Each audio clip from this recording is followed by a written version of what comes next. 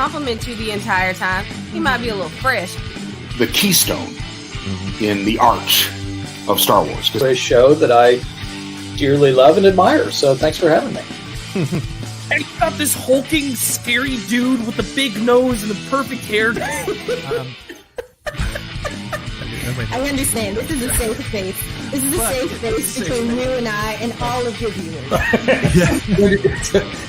Cassie and Jim on the beach, and people are like, no. I can literally hear people out there, no. Rogue One was awesome. I love the Han Solo movie, and then of course I love the Mandalorian. And like getting to talk to fans face to face and learn their names and just, get to hear their stories. And in the world of Star Wars, there's a bunch of people who look different. There are different species. There's lizard men. There's psychic baby swamp monsters. I joke that the best thing about writing Princess Leia is everybody knows who she is, and the worst thing about writing Princess Leia is everyone knows who she is. And also you get Ewoks, and I am definitely a lover of Ewoks. You're listening to Around the Galaxy. Yes, it's a good thing. It's a great thing.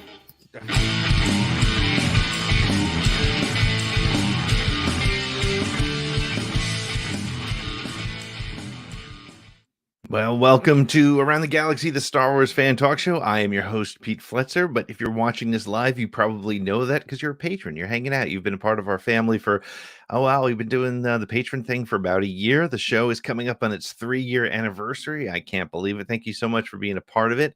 If you're watching this on the replay, you can be a part of our live virtual audience when we record with our wonderful guests just by joining our Patreon program. That's patreon.com/ATGcast.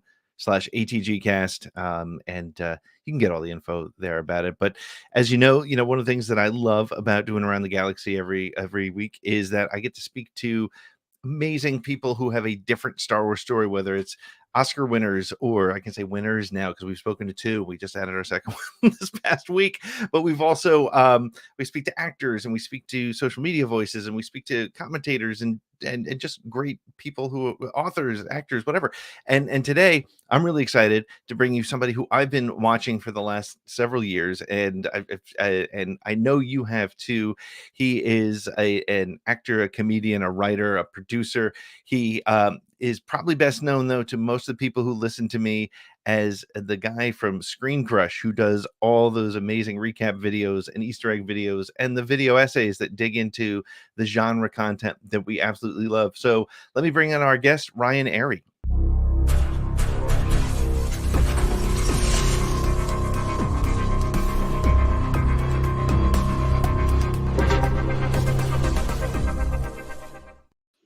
Ryan, how are you? Hey, Pete. Thanks for having me. We're good. I actually have Doug on my lap. Oh, there's Doug. There he is. I don't know what he's chewing on. That's actually there's no food around, so we'll see. If I have to get up in a hurry and run somewhere, it's right. Okay. Well, no, it has gone wrong. So, Yeah. Ryan, thank you. Thanks for hanging out with us. I really appreciate it. And for the few people who may not know who you are, maybe just give us a little bit of your background. Sure. Well, I mean, like you said, I do a lot of stuff, but most people know me from writing and hosting ScreenCrush, which is a pop culture media, Marvel, Star Wars, movies, film, TV, video essay channel on YouTube, and a website as well. But I don't have anything to do with the website. I'm just a YouTube guy. You're just the YouTube guy. Yeah. And how did you end up on that road? Because you've been from researching, you've done writing, you've done directing and producing and that sort of thing. How did you end up working with ScreenCrush? Well, I started off as a stand-up comedian and a sketch artist, and I'm about to feed my cat here for a second. I'm sorry. I did warn you before we started. This was going to happen. That you did. Sorry. I was waiting on my cat. For those who weren't here in the pre-roll, before this interview started, I was like, I have this bowl of food here for a fussy cat that hasn't eaten yet. And she finally smelled it and came in. I put her favorite, they have these wet treats, these tiki cat treats. And she just gets crack to her and she goes all over. The other cat will literally eat anything. He's in here too. And Doug also loves cat food, but I'm trying to keep him away from it. None of this has anything to do with me or Star Wars. This is the present moment of what it's like to be me at dinner time for the pets. It's a little look inside of Ryan's life, which is and it's an everyday person's life. See, Right. you know. So I was a stand-up and a sketch writer and just a writer for years, and I did every kind of gig you can think of. I was an Easter bunny at the mall. I worked digging ditches, doing landscaping and stuff. And then I ended up at a summer camp called French Woods Festival of the Performing Arts for about 10 years. And I worked for them full time, and I ran their film program. So as part of that, I already made movies and films and stuff at home. And then I taught kids how to do it. And I, you know, and sometimes you end up writing these movies, sometimes editing them. So I made about 100 movies, short films, and I taught kids short films for years. So it made me more analytical, and I started watching things more analytically and getting into video essays. I did study a little bit of film in school. I think my degree is actually in media studies, which is a phony major. It's like that episode of The Simpsons where the kicker gets his shin cut off, and he's like, well, at least you can fall back on, oh, Lord, communications. He goes, I know, it's phony major. That's basically what I did in school. So I did that, and then I was a video editor, and I worked for this great company, Town Square Media, that owns ScreenCrush, and I did all these other brands they have, and eventually that turned into just, hey, you know a lot about movies, and I had made one video on my own, and it was good, so they just asked me to keep coming back. And that was 2017, and gradually it's become a bigger and bigger part of my job. So now it's like all my job. Wow, it's interesting because I think the great thing about the ScreenCrush videos that you do is it's a deep dive into things, but it's not sometimes it's the Easter egg hunts, and sometimes it's a really interesting sort of in-depth analysis of a franchise, and it's always super interesting. And were you always a Marvel, Star Wars, sort of that kind of fantasy world fan, or did that just so happen to be where you ended up started playing? No, always. Yeah. My brother was a collector. He collected comics and baseball cards. I never got into sports as much. I had a little bit of a baseball card thing, but we collected Marvel and DC. Actually, I have this thing where I give myself a small budget every month, and I go out and I buy back issues of one of 3 different comics. The original Star Wars run from 77. Warlord, which is kind of an obscure comic from the 70s and 80s by Mike Grell, and then later Dan Jurgens, who did Superman, and also the original Justice League of America. And the reason I chose these 3 books is because in my collection, I love all 3, but I also noticed I have almost all these comics.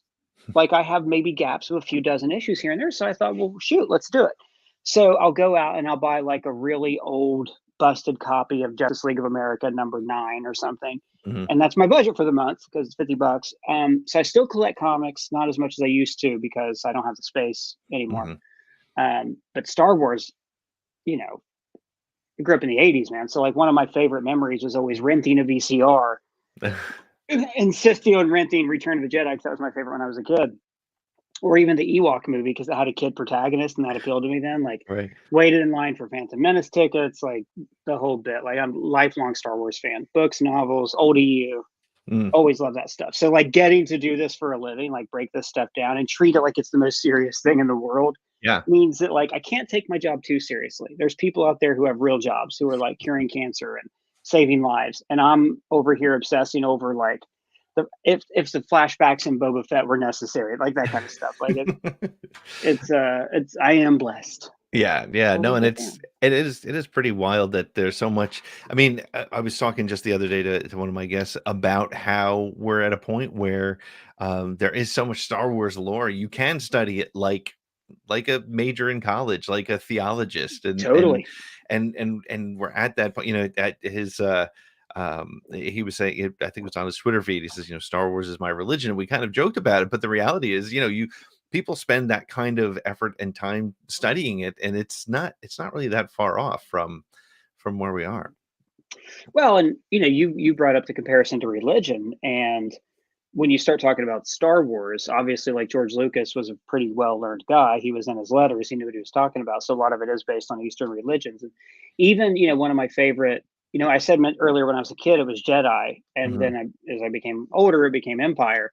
And not even for like all the reasons that Empire is a great film. I just loved Yoda's philosophy. And, you know, a lot of what he said echoes Romans 10 when he says luminous beings are we, not this crude matter. The Apostle Paul had a very similar message in Romans. imagine this whole thing was just leading up to me being like, now let me talk to you about the Bible.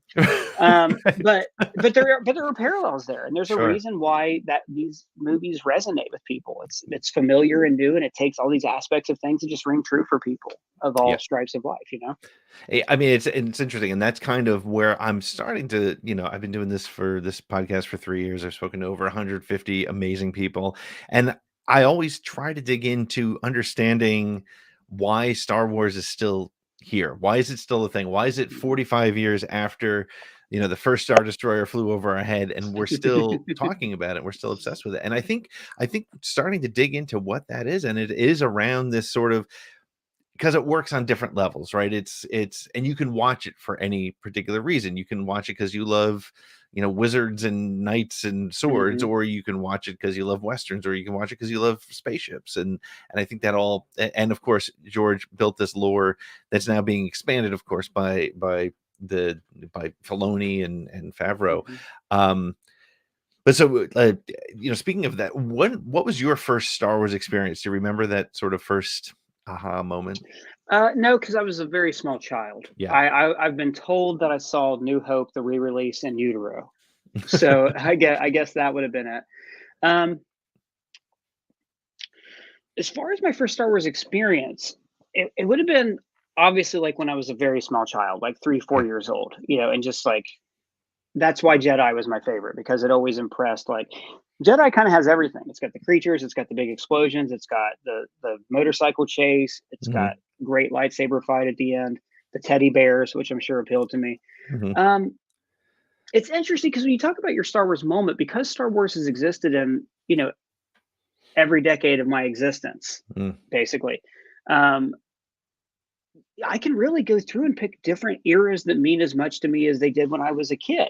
Like, I may not remember my first time watching Star Wars, but I definitely remember my first time watching Phantom Menace. And I loved it when I saw it. Like, I can go back now as an adult and go through a nitpick and watch Red Letter Media and things like that. But that experience of, you know what? I got it. Sorry. I was going to talk about opening night of the Phantom Menace, which was great. The midnight show. I'll tell you something that was even more special than that. Right. So in 97, when the special editions came out, right? It had been 14 years since we'd had Star Wars in a theater. Mostly Star Wars was on VHS. People had forgotten about their toys. The EU novels were a thing, but only for kids like me. Right. And then suddenly, everybody in my school was excited about Star Wars in January 97. And everybody, I wasn't like an unpopular kid. Everybody liked me, but I wasn't like the most popular. I didn't get the girl or anything like that. But all of a sudden, everybody wanted to talk to me because they knew how big into Star Wars I was. And me and my best friend would see each other. Would made a game of running into each other in the hallway and saying, being the first person to say how many days it was until we could see Star Wars in the theater again. That was like, and the energy in that theater was, I mean, now you get it all the time with things like Avengers Endgame, but people applauding for, at that point, a 20-year-old movie. When the heck is that ever going to happen again? Like that for me was like my favorite, because I was a young adult. I was 17. So like for me, it was like, yes, this is like, it meant Star Wars was going to stay with us. Past those movies, It's so, I love that as the moment, because in a similar way, I took, my dad took me to see Star Wars when I was a kid, and then because I was doing some of the work with Star Wars Galaxy magazine, I took him to see it again at the Ziegfeld Theater in New York. And my favorite memory from that is sitting in the theater, exactly like what you're saying, and hearing people laughing and cheering. And I'll never forget the line that sticks with me is, when 3PO says, "Curse my metal body, I was too late," or whatever the line is exactly, and the audience broke out laughing. I had forgotten that that's actually a very funny line. It's hilarious. Right? Yeah. And yet, because it had become a solo experience or something that you and your buddies did, you forgot that communal Star Wars event. And that's a really great, it's a great way to put a great memory there. What do you think the impact is of, and you see it as much, if not more than anybody else, that impact of Star Wars now being delivered weekly with series like Kenobi and which will, of course, is coming out soon, or Mandalorian and Book of Boba Fett? Does social media capture that sort of community, or is it how would you compare that? It's obviously doesn't capture the physical emotional feeling. And this is a whole other podcast. I could go on about how we're a society that I hate that phrase. How basically that we are. It started with cable television when everybody got their own network tailored to their, what they like, and then Right. it's graduated into now the only movies are big blockbuster movies you feel like you have to see, and Right. people don't want to go to the theater to see mid to low budget movies unless it's like Oscar season and you live in New York, I guess. But no, very few people do that. And it's not the same. It's not the same, and I live in New York, so I go to the theater when we go to Broadway and stuff, and people still act like they're at home on their phones, talking, things like that, like not being respectful of the actors. And that translates to the movie theater too. Like the number of times I've been like, why are you recording? Like, Yeah. I was in the Batman and there was a shot, have you seen the Batman? I have. It's fantastic. Epic movie. And that shot where the Penguin's in the car, we did a whole video breaking down like all the cinematic influences of the Batman. It's my favorite Batman video we did. It got by far the least amount of views. Second least actually, but it stings because it's a great video. But that shot where like it's upside down and he's coming toward him and it's like this Hitchcock point of view thing, and a guy in front of me was filming it, and I was like, "What's in the trailer?" Yeah. It's in the trailer. You can get better quality at home. Go rip it off of YouTube. You're just excited, I guess. So it doesn't translate, but the social media discourse, I guess, is a nice consolation prize. Because one thing you do get now that you didn't before was the audience has become, and this is actually a video I'm thinking about making about, it used to be your protagonist in the movie, Luke Skywalker, was so relatable because he's the fairy tale kid. He's the orphan. He's the chosen one. He's all these different tropes rolled into one. So he's relatable. He's this kid. He's a child. He dreams of living a bigger life like every child does. So we are all Luke Skywalker when we watch New Hope. However, by the end of Return of the Jedi, he is no longer relatable. He is fully formed. He is not a smiley face. A smiley face is completely relatable. It's two dots in a line. Everybody looks like that and says, that's a smiley. That's my smile. But by the end, he's an adult. He's a man. He's going through his own journey, so we can't relate to him anymore. What you're seeing in Star Wars movies now, and maybe this is part of the social media discourse where we all feel like we're inside of these movies, you're starting to see, especially with the Abrams films, there's audience proxies and everything. Like in Force Awakens, Rey is very much an audience proxy. She's a fan of these characters. Poe is a fan of Princess Leia.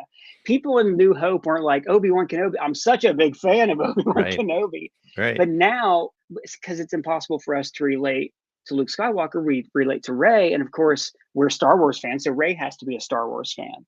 It's very strange. And this is true in Marvel, where now in Marvel movies, you have Kamala Khan, who's a great character, who's a massive Star Wars fan.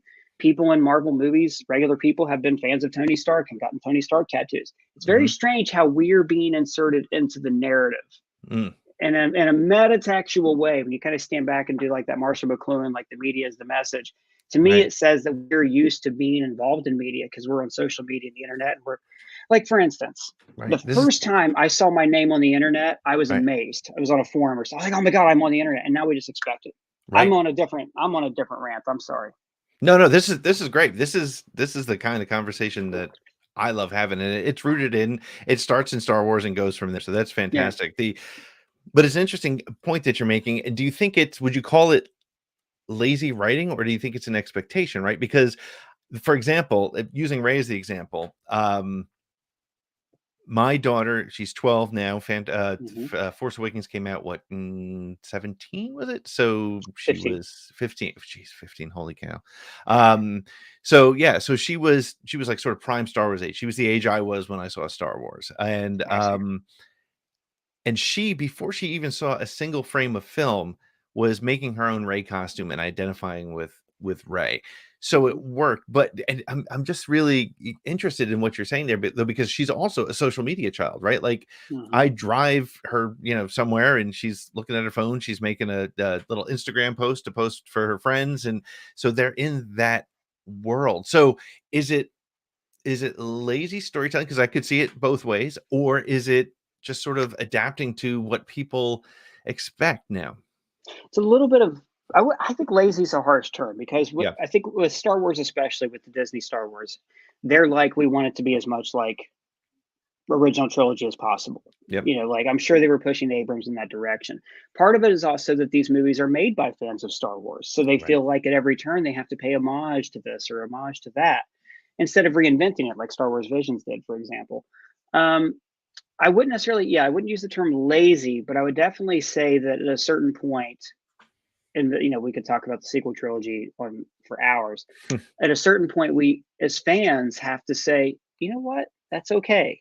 We even though it's what I do for a living, I don't need to see Salacious Crumb pop up to give us something that's like fresh and new. And that's really what the difference here between the creators making Star Wars now, and by the way, no offense to Dave Filoni, Jon Favreau, Rian Johnson, any of those guys, like they're geniuses. Deborah Chow.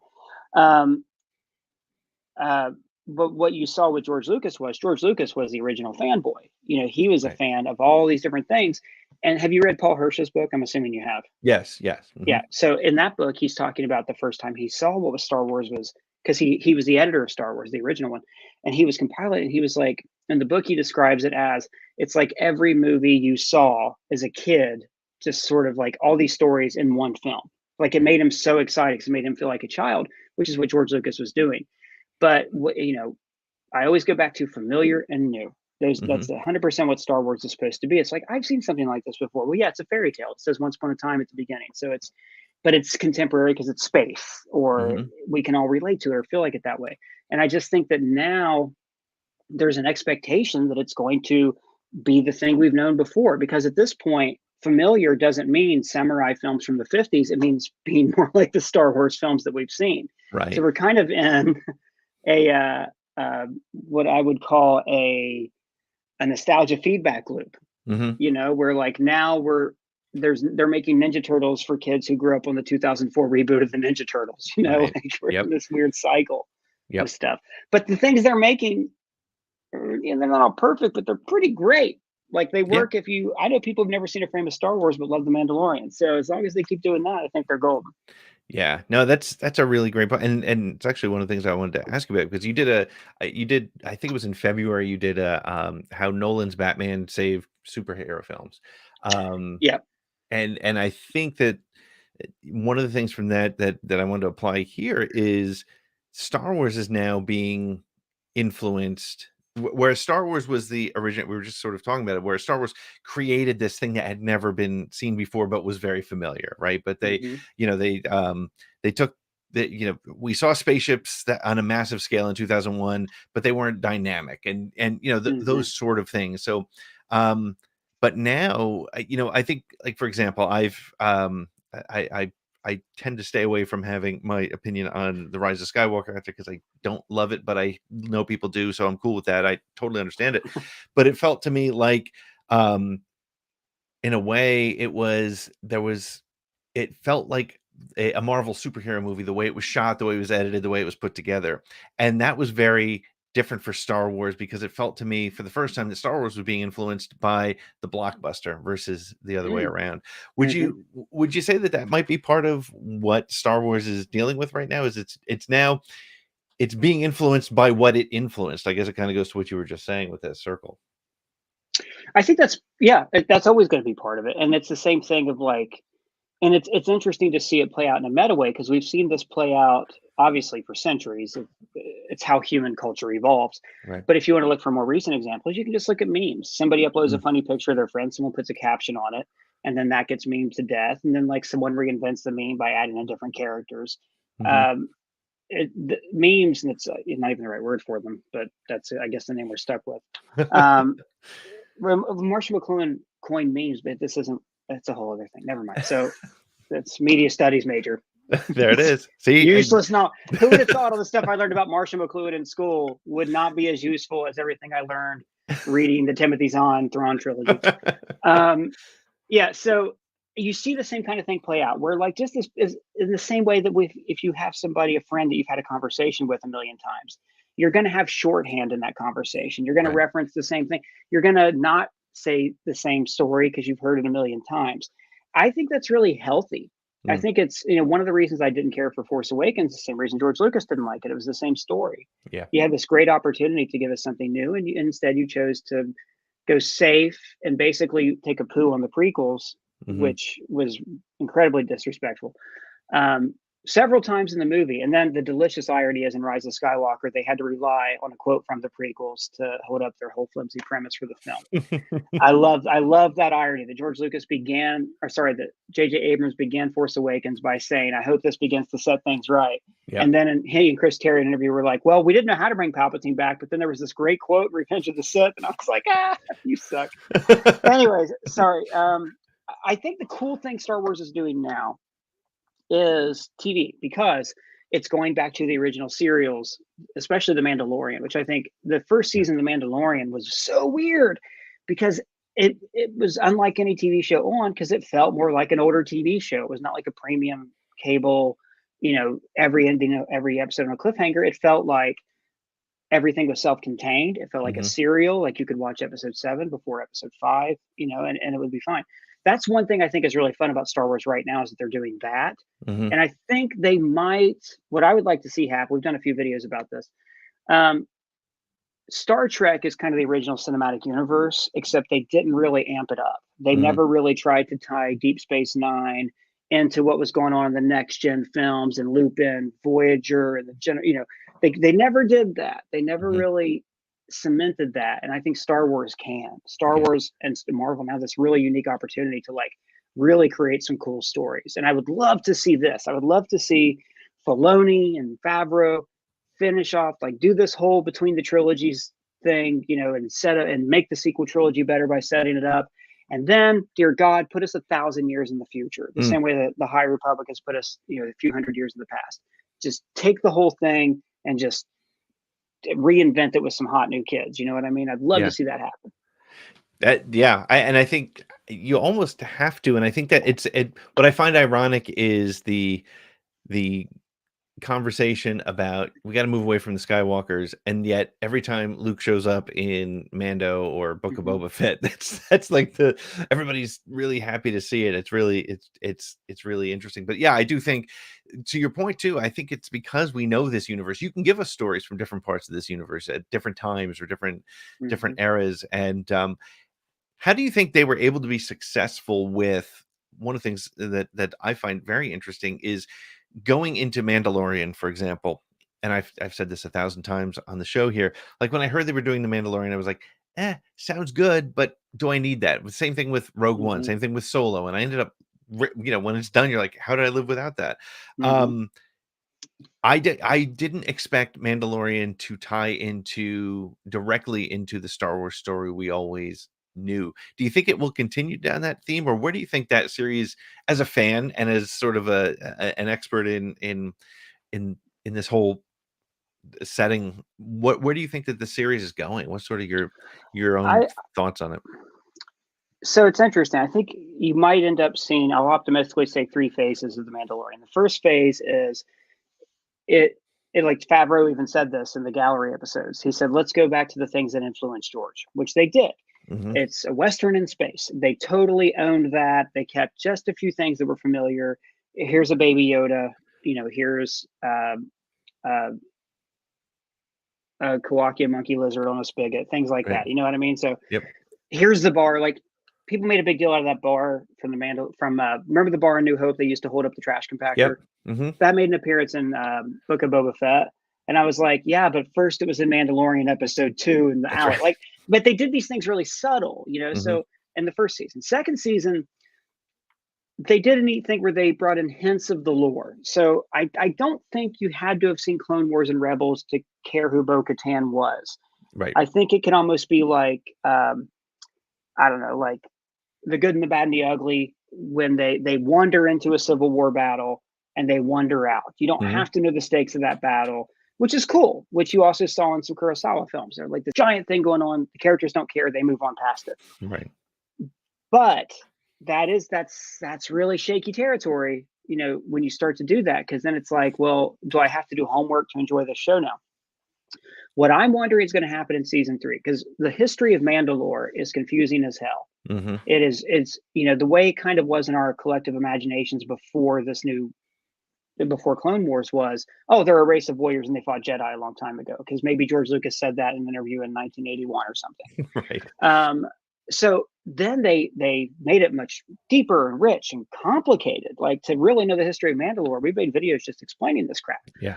It's not crap, it's great, but you know what I mean. Yeah. It's so I'm hoping in season 3 of The Mandalorian, where they're going to go to Mandalore and they're going to do all this, it could end up being where it's setting up its own lore.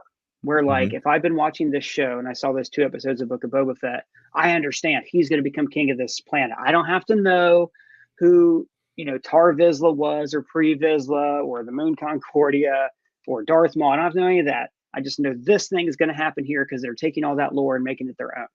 That's what I hope happens. Right. If it keeps being a cameo fest, and I love cameos. I love seeing my favorite cartoon animated series validated. I love it. I love seeing Cad Bane. Does nothing for your new fans though. It may make them curious and want to go back and watch it. I really hope they continue to do that and just say, like, no, like, let's do this. Like, no one's ever done that before, but we'll use all these tools to, like, craft something new out of it. That's what I'm hoping for. I think everybody is, you know.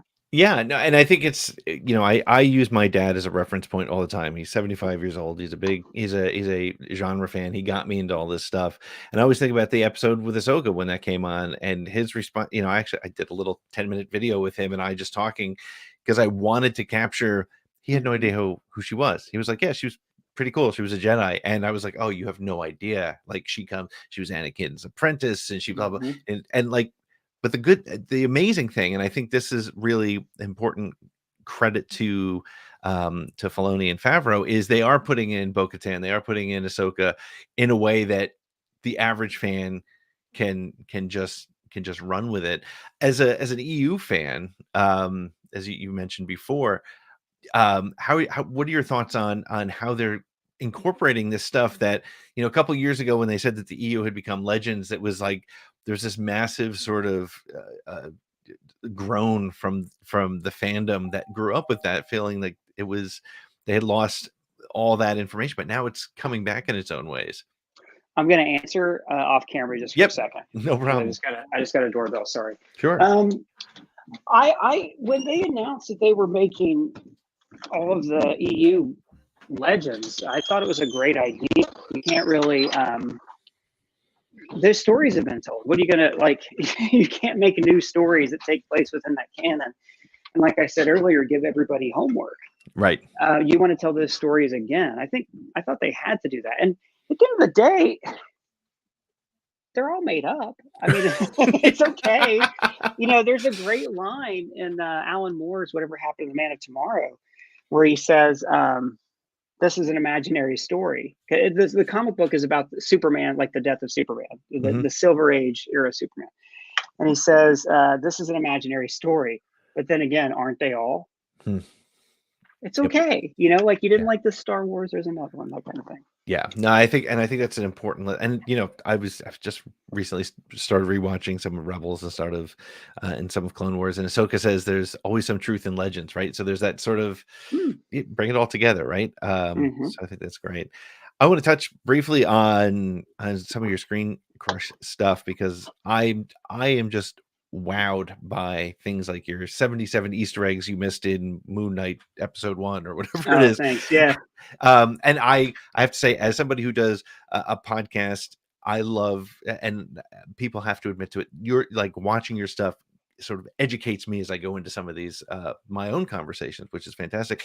How do you find those things? Like, what's the process for you to be able to put together a video as quickly as you do, from whether it's a Marvel show or whatever show it might be, where you find all these Easter eggs? Sure. Sometimes we get screeners, not very often. It'll be like the first 2 episodes. Moon Knight's strange because we got 4. So but I didn't watch them all at once. Like, I wrote all the videos in between, so that way I could still go, like, I wonder what's going on, without actually knowing what's going on. So that aside, I used to get up like at 4 a.m., but I don't do that anymore because I found out that I just wasn't as productive. Right. So I'll get up at like 5:36, watch the video, keep notes on it, watch the show, keep notes on it. Anytime you watch the background for writing, for ships, for aliens, and even if I don't know them, I'll like mark them, and for proper nouns. So I don't know every single Star Wars species off the top of my head or name, and very, very, very, very few people do. but most of them, I do pretty good. I'd say I'm like at 80-85% on them. Pretty good. But you write all that stuff down, and then you come back later. And recently, I've had a terrific researcher / writer who's been working with me named Serenity. She's fantastic. So she's also been helping out with Ms. Marvel, for instance. She's one of her favorite characters, and her family's Pakistani. So she's Indian, and Kamala Khan's Pakistani. But there's some cultural things that they share. So she was able to, point me in the direction of a lot of things that I didn't know. So I do have help. And also Twitter helps a lot. Like I will post on Twitter, hey, did you guys spot an Easter egg in Boba Fett? And if it's one that I didn't know, then absolutely, I will show a screenshot of that person, give them a shout out. Sometimes it's tough because like maybe 3 people said the same thing. I have to go like the first one I saw. A lot of people say things I already know. Some people think they're hilarious and they're not. So that's how we do the Easter egg videos. And then you always go afterwards, you're like, well, what's the big question people have? Like, what's the thing everybody's wondering about? What's the thing I don't understand? What would I want to hear in the next video? So we do these follow-ups as well. That's the process. And then I will usually watch it through a second time. We'll get all that written. I'll film it, and then it goes to the editors. I'll edit too if I need to, but I kind of had to take a step away from that. And then while they're cutting, I'll either start on the next video or I'll kind of rewatch it and I'll start to like fill in some other gaps. Like maybe in the first script, I didn't know something. I put a big blank space and I'll go and fill out some kind of stuff in. That's cool. So we try to get them done. If I watch it at 5, try to get it posted by like 4 o'clock if we can. Wow. There's other channels that are faster, but whereas ours is pretty high quality, I think. Yeah, no, it's like I said, it's the ones that I look forward to, and that's they're a lot of fun. I had a question regarding that, but it seemed to have gone away. So to put them together as quickly as you do, to watch them from that. Here's what my question was. See, this is why. All that editing. Sometimes you just gotta vamp for a little bit so it comes back. Yeah. Right. Just the problem is I've gone and forgotten what the questions are, and then gone and asked another question, never come back to what I wanted to. But that's okay. I've answered for every question you've asked. I've answered about 4 you didn't ask. So I'm gonna just edit in my genius question asking. So Brian, what did you think? No, but do you find that, or have you been able to watch? As a genre fan, whether it's Marvel, DC, Star Wars, can you watch that stuff anymore and just let it wash over you, or are you just super hyper analytical of everything now? Yep, super hyper analytical. One of my favorite shows right now is Severance, and my wife's a dramaturg as well. She's brilliant. She's a playwright and absolutely brilliant. So she likes to break things down with me too, but not to the same. Like I will do it during the show, and she's like, "Stop screen crushing this." But pretty much everything I'll break down, and even if it's something simple, like right now, I'm kind of to the point where I'm doing more writing, like fiction and stuff. So I'm looking at story structure and studying, like, well, why the effect of that, things that I wouldn't even necessarily put in a video. The other day, a friend of mine showed me this video from CNBC. It was this woman's apartment. The whole show was about rent or something, but this woman had figurines and collages all over her, and from TV shows and movies, all like literally every single surface, including the floor in her house, was covered in different little things. And I was like, just trying to compute everything, and I couldn't turn it off. So it's but that's okay. It's okay to not like, and I'm not a critic. I would not be a good critic. Right. I'm in awe of movie critics because I kind of come out of things going, I'm only seeing like the positive things, and it's very rare that I'll say, here's why that was crap. Yeah. But I'm very analytical about stuff. It's kind of hard to turn it off. Yeah. No, and I think that probably I don't know about for you, but for me, what I find is I things that I learn from watching different assessment. I actually find that I when I was in college for one semester, I was an English major, and I used to ask the question, like, did F. Scott Fitzgerald really put all that symbolism into the Great Gatsby, or did we just find that as something to teach us, right? Yeah. Are you really sure that Gatsby didn't just go to the mantle where the clock was? Right. Was he really like pondering the meaning of time? And like, but he was, because like that's the whole thing, is his time is limited because he Spoiler for The Great Gatsby. Sorry, everybody. Somewhere there's like a budding F. Scott Fitzgerald fan who's like reading this and listening. Oh man, who would have thought the Star Wars podcast would ruin that book? I thought now I'll never find out who Zelda was. She's in the dedication, and this kid doesn't know very much about it. It's a weird bit. But hey, that was a weird bit. It's going to be the featured bit, Ryan. I'm telling you right now. But they, real quick, a Great Gatsby thing. If you've never done it, there is an 8-bit Great Gatsby video game you can play for free on the internet. Okay, see now it's hilarious. I recommend it. Anyway, I'm such a nerd. I'm going to go find that as soon as we're done here, and I'm going to. Yeah, it's only like 3 levels, but like the cutscenes are pretty damn funny. It's worth looking at. That's great. But where I was going with this, I actually did have a point somewhere. Sometimes is what I find with some of the analysis, and I've started to look at things differently because of analysis like yours and others. Is these seemingly comic book fairy tale roller coaster rides, there's actually a lot going on in a lot of them, right? I mean, you don't have to be a film critic to understand that the Batman, the newest version, is just there's so much going on. There's so many layers to that. But I think even things like reading an analysis of things like The Last Jedi, I enjoyed it my second and third time. But to watch and hear people's perspectives, it does make me wish that we could get somebody like Rian Johnson to tell us if, like F. Scott Fitzgerald, was all that stuff, all the things that we're finding in it, or people are finding it, not me, people smarter than me are finding in it. Was that really, how much of that was intentional? And I think what I learned from these analyses is, it was. I mean, these aren't just, sort of film hacks making comic book movies. These are really well thought out things. Yeah, especially you brought up Rian Johnson, and just one of the things I saw recently is like the sequence of the lightsaber being split and the ship being split at the same time, and how that sequence builds perfectly. Of course, that's intentional. Like it's a big blockbuster CGI film. There's no mistakes. There's no, everything's meticulously planned out in the storyboard.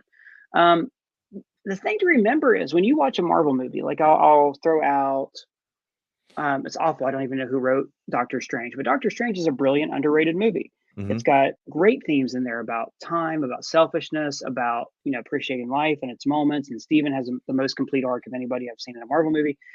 The people who write these movies are smart. Like they've studied at Yale. They don't treat it like they're just writing comic book movies. Sometimes they do. Sometimes, there's writers who went to Harvard and they know they're just cashing a check on a Fast and Furious movie or something. Believe me, I'm not disparaging Fast and Furious. Can't wait to go on those podcasts and talk about that. But they know what they're doing, and they understand the value of subtext. When we talk about subtext, I know you know this, but maybe not everybody does. Text is what happens in a work. Subtext is what it means. And the thing about subtext is important because it resonates with us on a level we don't understand. In the same way that you may watch a Disney movie and feel a lot of sympathy for the character, and you may not realize why, but it's because they have big open eyes that remind you of the eyes of a child. And like I mentioned earlier, there's this thing in media where the simpler a face is, the more relatable it is, and the more it can be your face. So you relate to it automatically. That's subtext. So when you talk about movies like many of these comic book movies, subtext is very rich in them for that reason, because unconsciously we're absorbing it and we're relating to it on the same level as the protagonist. And like I said earlier, it's the difference between, we would watch Luke Skywalker and feel like he was like us, and now it's more we feel like we ourselves are in the movie watching it happen, instead of just relating to the person. We demand that we have a voice in it. And I think that's probably stems from social media too. Anyways, the people who make these movies are smart. No, and I think that's the social media challenge that I often do my best to stay out of the sort of the bowels of where Twitter can take us sometimes. But it frustrates me to hear some guy who, can barely spell his own name question the decisions of a filmmaker who's been doing this for 30 years or whatever. And I don't know. I'm not even sure how I even feel about what's happening in the social media commentary anymore, because I think the most important thing, that's the most important lesson that I've given people now lately is just, if I see something I don't like, I don't have to say I don't like it, right? I don't have to have an opinion on it. But it just gets, I think the reality is a lot of the opinions are not about the film. They're about something else that's influencing a decision or a comment, I think. Well, they're all internalized. Right. Everything that, to use The Last Jedi as an example, if you've never seen a Star Wars movie before and you saw The Last Jedi, you would most likely go, "Oh, it's pretty great." I don't think it's a perfect film. I do think that it drags, and I think in the whole, like, I think it does a great job of advancing characters and a terrible job of advancing the universe, if that makes sense. Yep. In some ways, like I do think that, I don't want to get into the trenches here, but when a lot of people criticize the movie, they say things like, "Not my Luke." Like, well, no, it's not. Your Luke is in these other movies from 40 years ago, and they're great movies. I love them, but like, of course that's not your Luke. Right. Like, you don't get to have your Luke now. This is a different thing. This is a different story. But it's because we felt this personal connection to it, and now we feel like it owes us in some way. Lucas ruined my childhood. What? Yeah.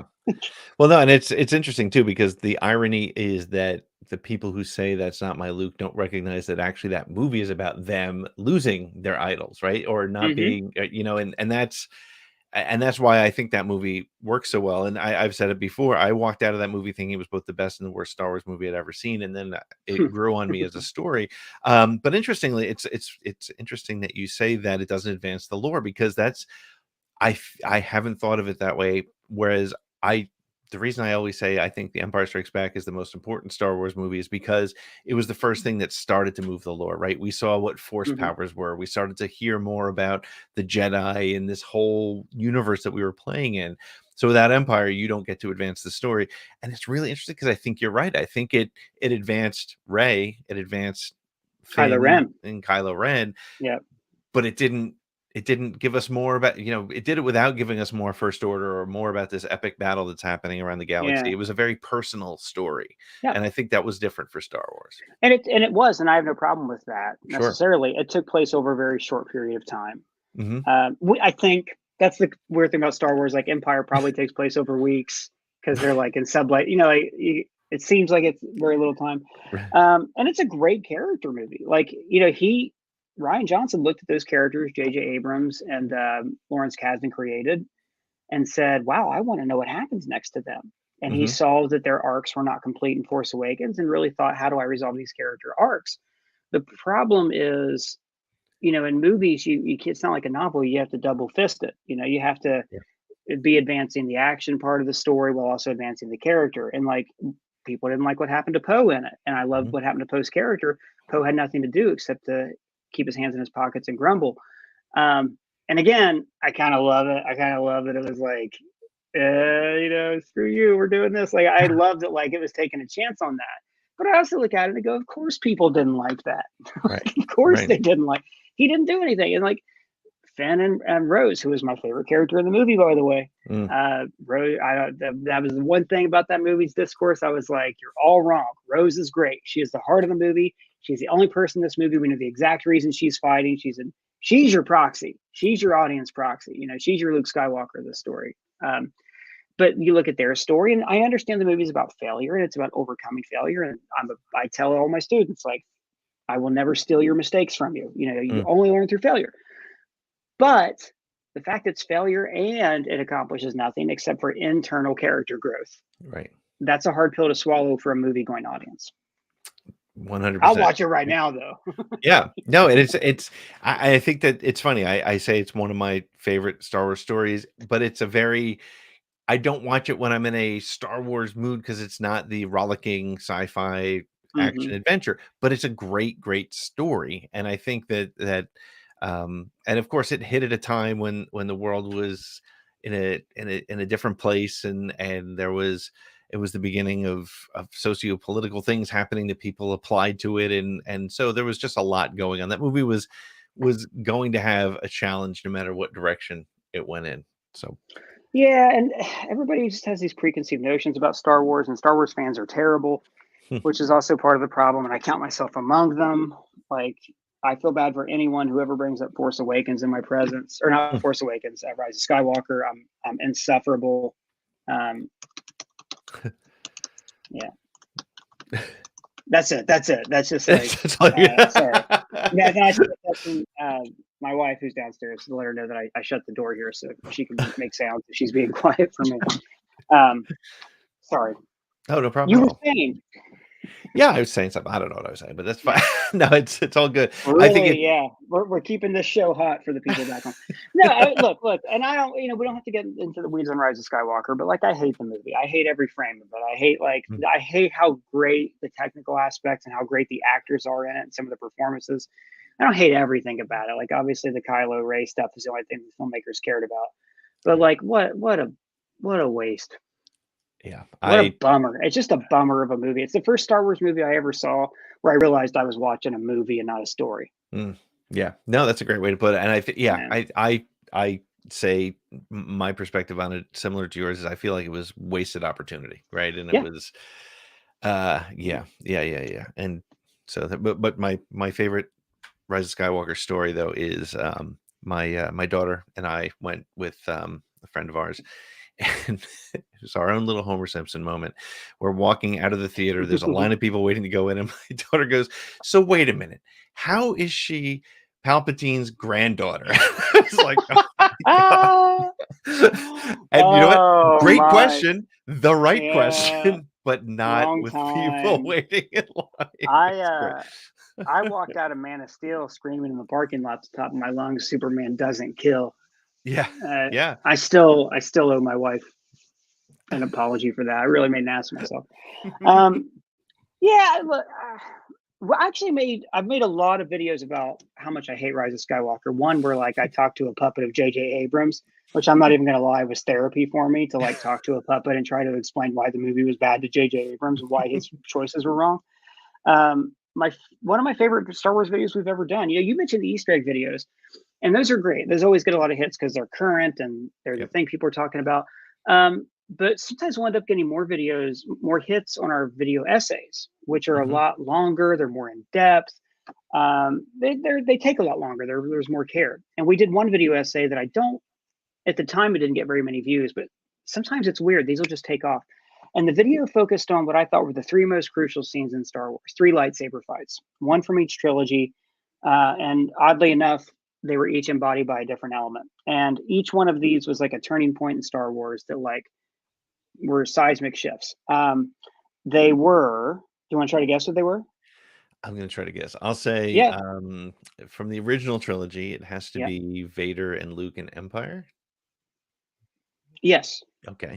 All right. So that's, and your element is air. Oh, okay. Air. Okay. Well, all right. Why air? Maybe that'll because it's a lot of wind is obviously present. It's Cloud City. They're up in the clouds and air. Okay. I go into more detail in the video. I'm not going to try to remember every aspect of it right now. I'll put a link to it in the notes as well. It's good. It needs all the help it can get. I don't need to take a hit on it. Okay, it's one of those like little intimate good videos. So that's one. You got that. Okay, so prequels got to be the Attack of the Clone, or no, the Revenge of the Sith, Mustafar, right? Fire, right? Yep. Okay. Yep. And well, I mean, if we're going with water, I guess it's got to be the Kylo Ray fight in Rise of Skywalker. Yeah, it's a great fight. Yeah. It's a terrific fight. I love that fight. I love that whole sequence of him really just outmatching her because he knows. I hate the fact she's a Palpatine, but him knowing that information about her gives him power over her. And she doesn't know who she is in that moment. She's very uncertain of herself. And never mind that she already had that arc in the last movie. We're talking about this movie. And even, Carrie Fisher passing before was such a bummer. Like, they were so limited what they could do. And I really thought that J.J. Abrams had a very light touch with that. And they picked the absolute best thing they could do to help her redeem her son. Yep. I don't think the trilogy earned that moment because I think we should have started with Ben Solo. We should have seen him good, Because the best parts of that movie are, everybody's like, "Oh, Ben Solo was so cool," and I'm like, "Yeah, that should have been the first movie. We should have seen that character." Anyways, that point of when she learns to take her hate and turn it into healing you can look at how that whole thing begins in Revenge of the Sith with fire and anger and hate. And then it gets to Empire, where, you know, Vader is the one who's calm and controlled, and Luke has this hate, and he's trying to come at his dad with this, you know, and it's this very cyclical kind of battle. And then in Rise of Skywalker, it's healed. The water soothes everything, and Rey has to come around to. I know that's not when she turned. She had to go like talk to Luke and do that stupid, everything dumb thing that happened on Act 2 after that. But like, they're really interesting scenes to just watch back to back. And that's one great thing about Star Wars is you could take any movie in out of sequence and it makes you look at things differently. I did a marathon once of 1 through 6 before 7, 8, 9 came out. It's great. It's great to do that because you don't think of Luke as Luke, you think of him as Anakin's boy. Right. You know, when you do that. Yeah, I shared this recently with somebody too, and I did 1 through 8 with my daughter before we went, but she hadn't really seen the sequels. Well, she had seen them, you know, sort of piecemeal, and she didn't know that her Vader, Luke is my father moment was when Palpatine revealed himself to be the Emperor, to be Sidious. She didn't know. Fun, you know, that's and so awesome. like you and I knew because we knew it was the same actor. We're like, of course. Well, they don't tell you in the movies, right? I they mean, don't. they kind of do. It's the same chin, but right. It's on Coruscant in the first one with Darth Maul, but like whatever, it's fun. Yeah. You know? But that was she was like she turned to me. She was like, I knew there was something not right about that guy, and I was like, that's awesome. That was her I am your father moment, which was so cool. And you're right, you do. It is funny though. I don't look at Vader as Hayden Christensen still for some reason. I mean, I know it's the connection, but for some reason, maybe it's because I grew up with Vader as Vader without the backstory. I mean, I still think of him as the same character, but there's a little bit of a disconnect for me, and not in a bad way, not in a way that ruins anything for me, but it's certainly it's not an even flow for me yet. No, it's not for me either. I mean, for obvious reasons. I mean, obviously, like physically, it's very different. Sure. I am curious. There's been some great Darth Vader comics that take place right after Revenge of the Sith. There was a great novel too, and I kind of wish that the movies would have that Lucasfilm would have chosen to put those on screen instead of in print. I understand why they didn't. It's kind of hard to have like your movie be about a murderer learning to be a murderer. I get that, right? And I'm curious to see how Obi-Wan fills that in for us. Yeah. I'm really excited about Obi-Wan, and I think the reason for me, and I didn't realize it until the trailer and we heard the Duel of the Fates, is this really is that bridge between 3 and 4, because even the trailer itself gives you prequel vibes at the same time it gives you A New Hope vibes, and that's really super important to fans, I think. So, and animated series vibes. You have the Inquisitors. Rebels, when it came out, I said, boy, it's really dumb that there's Jedi in this because Luke is the last Jedi. Like I was like, because we do that. We'll get locked into one particular preconception, but you can't stay like, this isn't religious text. You can alter it and change it. I've matured over the years, when it comes to this kind of thing. Oh, it's great. It's cool. And like you said, we could talk story beats and pieces for days and days and days, and but if I want to do that, I'll just watch your videos because they're so awesome, and I will appreciate that. They're really a lot of fun. But I do have this section of the show called the 10 question segment, so there are no wrong answers. I won't judge you. The internet might, but that's believe me, they do already. All right, here's the secret. If you're a ScreenCrush fan, I don't read the comments. Every now and then one will catch my eye and I'll answer a question, but if you're saying something mean in the comments, if I either won't see it or it doesn't affect me. How long have you been doing those ScreenCrush videos for, by the way? Since 2017. Off and on. It's a long story, but off and on during that time. It's great. Well, they're a lot. They're so cool. Okay, so 10 questions. I think you sort of addressed the first one, but I'll ask it again anyway. What's your favorite Star Wars movie, TV show, or book?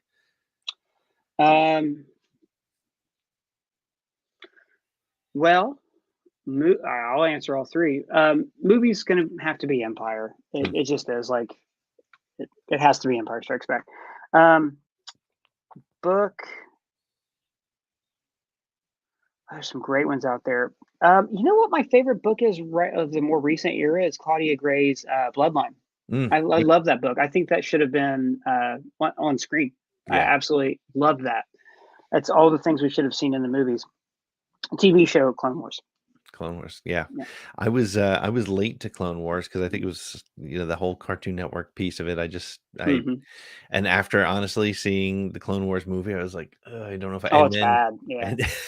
But it's so, and I love it, and it's my 9-year-old son's entree. He is a Clone Wars kid. Like he likes that more than anything else. Well, he really loves Book of Boba Fett, but the prequel's better.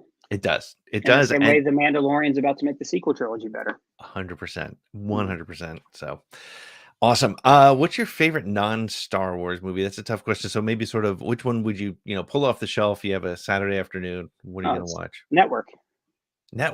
Oh, yeah, Network. That's awesome. Network's always my default answer. Network's a movie that, I wish Patty Chayefsky was alive to make a Network about the internet generation, because that movie is all about, how TV, warped and poisoned people's minds, and he's 100% right, but doesn't mean we don't love it. No, Network it's prophecy, it's religion, it's amazing. It's the best movie ever made, in my opinion. I have not watched that in probably 10 years. I really need to get back to it. When you watch, so for people who haven't seen Network, the famous line in it is, "I'm mad as hell, I'm not going to take this anymore." The it's angry, it's the 70s, everybody's angry, gas crisis and all that stuff, but mad has two meanings. It also means insane. And when you rewatch it as that, and you look at some of the things that go on in our culture right now, in our discourse, you go, yep, we are insane. Wow. But something happened to us. Something's in the water. That's great. I'm going to watch it again this weekend, I promise. Okay, describe Star Wars in 3 words or less.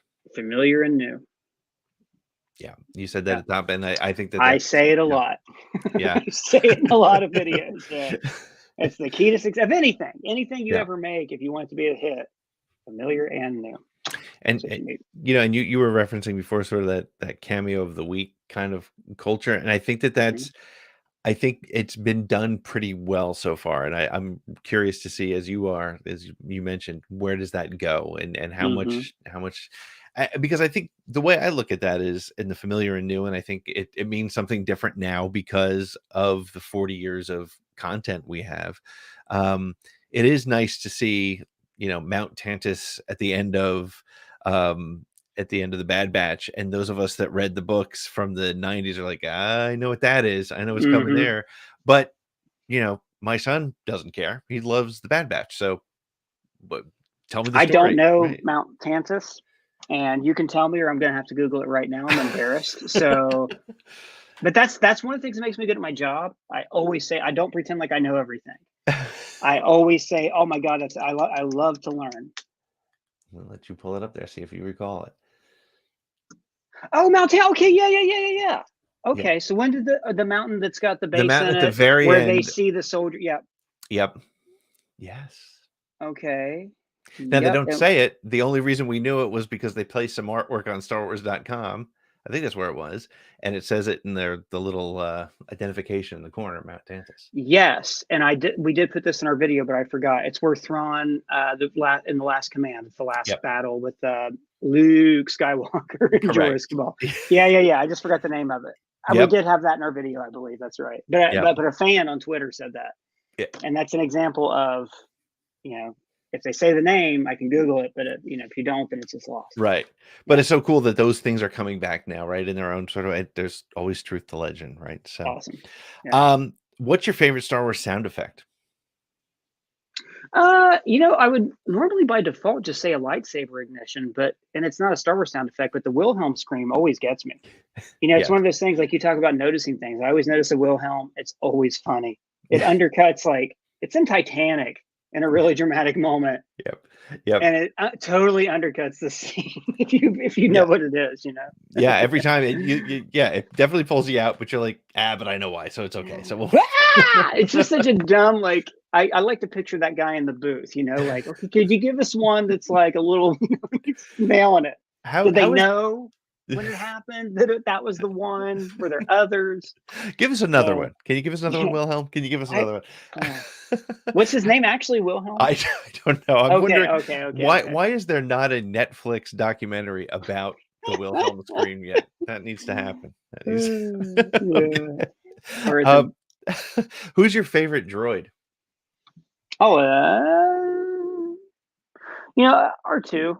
Yeah. Because R2 is the wise fool, the one everybody doesn't take seriously, but he actually knows more about what's going on than everybody else on the screen. Yeah. Yeah. And that was before his memory was erased. Like he still had a better working knowledge of what was going on around him. Yeah. I still think this is I don't know if I've shared this on the podcast, but I think the way they could have saved, I wouldn't save the whole movie, but the way they could have made Rise of Skywalker truly memorable would have been that we see at the end R2 re-uploading C-3PO's memory, and we realize that that's what those 9 movies was this whole upload. And then that was the original ending of Duel of the Fates. Oh, was? Okay, see, I kind of avoided a lot of that stuff because I was like, I don't want to know anything better because I'll be upset by it. So that was the original. There's a lot in it that's better. I haven't actually read the screenplay. I've just listened to it. I have it somewhere. I haven't read it yet. Yeah. That's one of the 2 things in it. Well, not more than 2, but I really wish that movie would have been made. But yeah, at the end of it, it ends with R2. I think he actually does re-upload his memory, which I can't believe they didn't do that. Like at least have him go, "Oh, Master Anakin," or something hilarious like that. But he does end with like then showing holograms and everybody kind of watching these adventures together, which would have been a neat full circle thing because it would have been like the Journal of the Wills. Yep. And it also would have been full circle because the people in the movie become the audience like us. Yeah. But it's a little more earned. Yep. 100%. All right. Well, when they give us our Star Wars movie, man, we'll do it right. I promise. I give it to it. So, which Star Wars character would you most like to be and why? Oh, boy, I'll tell you, before 2017, the answer would have been Luke Skywalker. Gosh, which Star Wars character would I most like to be and why? Nothing works out good for any Star Wars character. There's not a single happy ending in the whole series.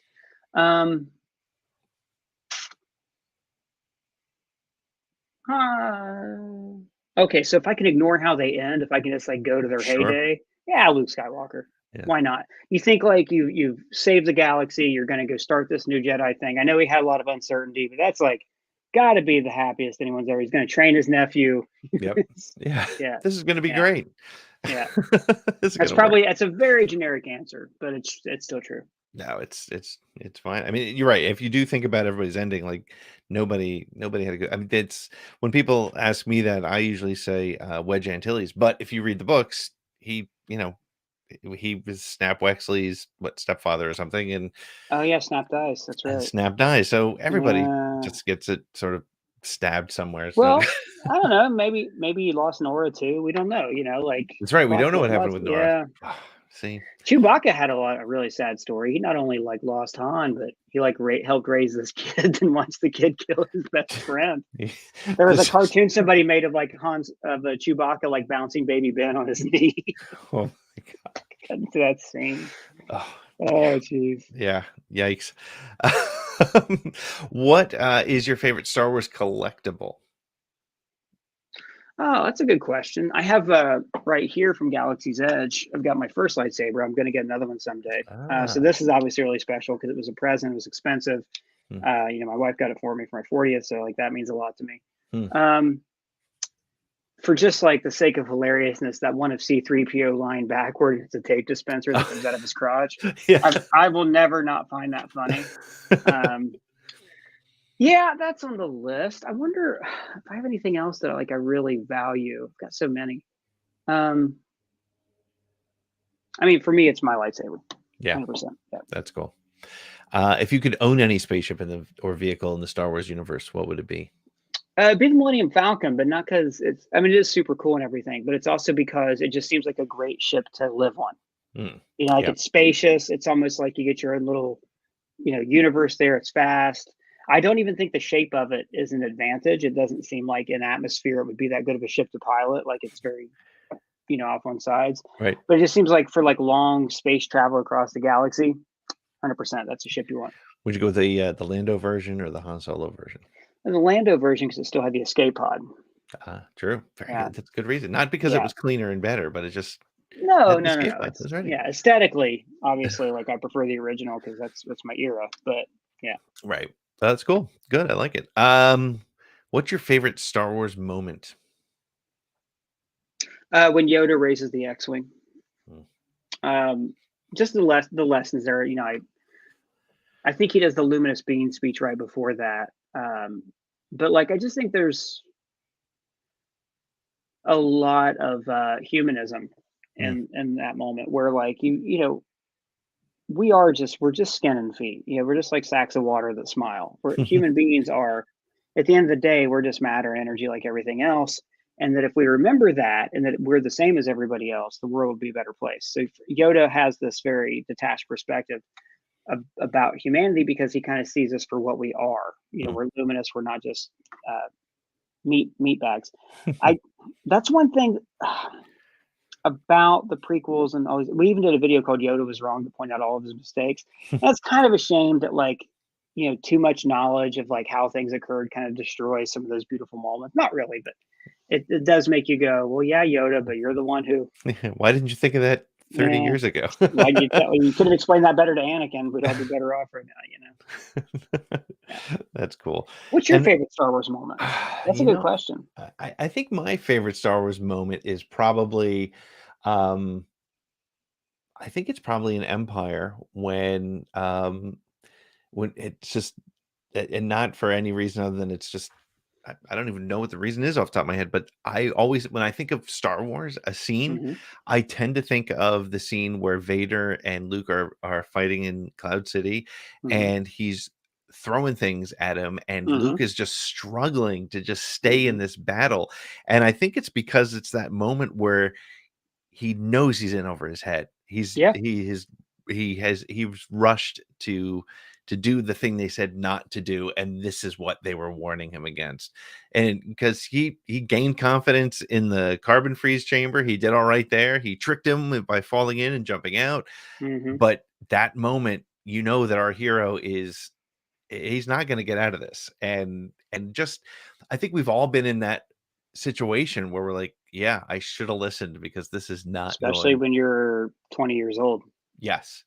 Yeah. And he never had a shot. I think that's when he realizes he never had a shot. Vader was just toying with him the entire time.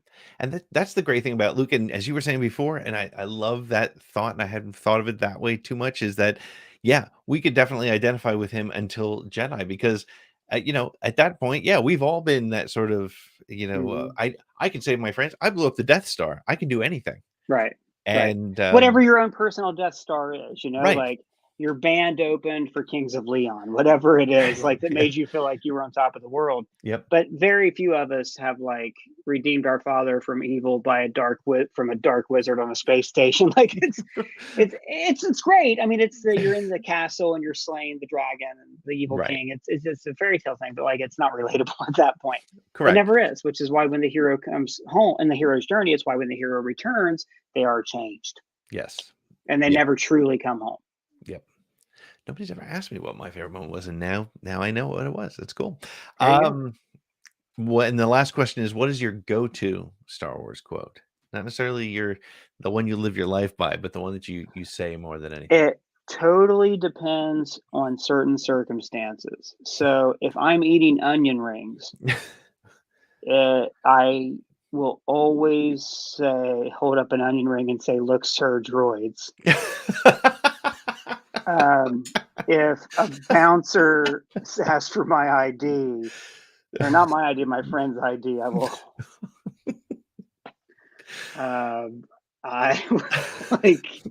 I'm pretty insufferable when it comes to this shit. You know, it's not an expression, but I don't. When I walk into a Walmart, I always force open the doors. I just can't. And sometimes it's awful. Like sometimes, I will make it legal. I say that all the time. Anytime if you ever watch the Venture Brothers, and that's a criminally underrated show. The guys who wrote it even said they've tried to not put Star Wars references in every episode, but it's just constant. It's hard not to, like, when these movies are so like part of you, you know? Oh, hello, what have we here? Like every line in those first 3 movies. It's usable anywhere. Yeah, that's so funny. Look, sir, droids. Or even like, I talked about memes and culture feeding into itself. Even things like someone will say what, and I'll say, what ain't no planet I ever heard of. They speak bocce on what? Like, you start to combine different things, like that's sort of what we do in the ScreenCrush videos too, is like we're constantly cutting away to like movie quotes and things, or like my dog, who is kind of like an audience proxy in the videos, will sing along to a song. If I say a line from a song as part of a sentence, he'll just sing it, because that's the way my brain's always worked. Like right. I've always done movie quotes constantly in my head. Yep. And hoping somebody else notices them when I say them out loud. Yes. My entire life has been the culture of the planet in Star Trek, the people who only speak in references and metaphors. Yes. Yeah. But it's also, we were saying at the very beginning about sort of that shorthand, and it's also a way to see, like, are we on the same page? I mean, whether it's a Star Wars quote or I made a quote from a fairly obscure comedian with some friends the other day, and one guy who just joined the group. We were hanging out, and he was like, I know that, and we were like, okay, so you're in, you can stay. What was the quote? Well, it was which quote was it? Now I love pop culture trivia. Yeah, it was Cake or Death. Yeah, that's Eddie Izzard. That's a great bit. Not that obscure, but yeah. Not everybody's an Eddie Izzard. Dressed to Kill. That's the same album where he does the Star Wars bit. Yes. All the Imperials are English. Like yes, the rebels. That's great. Great album. That is great. Oh, cake, please. Oh, he chose cake. Yeah, exactly. I love that bit. See? Yeah. Yes. So, but I threw it out there, and the guy got it, and now he's all best right. friends. He's all right. We just become best friends. It's 100%. So, and that's why I asked for go-to Star Wars quote, because either you're like you and it's everywhere, or there's we get my favorite is do or do not. I'm like, okay, that's fine, but yeah. I'm just a simple man trying to make my way in the universe. See, there we go, Ryan, where can people find you on the internet if for some reason they haven't already? Well, ScreenCrush for the YouTube. We put out a video just about every weekday. Been slacking a little bit. Don't have one out today. Got a Walking Dead video dropping tomorrow, unless we have a Thor trailer. You can get me on Twitter, Ryan Arey, just my name. I locked it in quick. Instagram, I'm never on. Also, Ryan Arey, and then that's where my social media stopped. We've got a Doug TikTok that we haven't had anything to yet, but like other than that, you're not doing all the latest dances in front of your. Someday. Yeah, no, I mean, I think TikTok's going to be great, because like we've got some stuff like planned for it. Me and my wife, but I haven't pulled the trigger on it yet. Awesome. Well, cool. Well, Ryan, this was a blast, man. Thank you so much for joining me. This was so much fun. Thanks for having me. Love talking Star Wars. This is great. Awesome. Before I let you go, let me get this is Ryan Arey, and you're listening to Around the Galaxy. Okay. This is Ryan Arey, and you are listening to Around the Galaxy. Perfect. Let me hit the end broadcast.